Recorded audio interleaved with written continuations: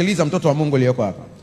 Kila position, nafasi yoyote ya kibiashara, iwe ni kule kazini kwako kwenye ajira, nafasi yoyote ambayo unapewa, ujue kuna mwenzako alikuwepo, alitolewa.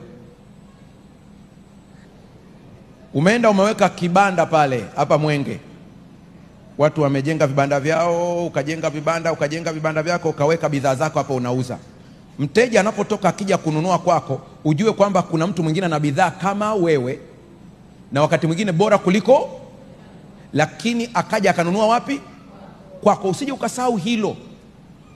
Usije ukasahau kwamba hapo ulipo ni neema, sio jitihada zako.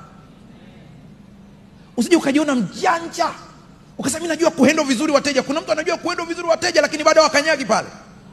Ni kwamba Mungu anakuambia usije ukasahau, nimemtoa Mkanani, nimemtoa Myebusi. Usije ukawa na kiburi ukadhani kwamba wewe ni mjanja kuliko wao. Wao niliwapa hii nchi, wakaenda kinyume na nilivyotaka, nikawaondoa ili wewe uje utimize mapenzi yangu. Chunga sana usije ukaota kiburi. Ni Mungu amekuweka kwa makusudi.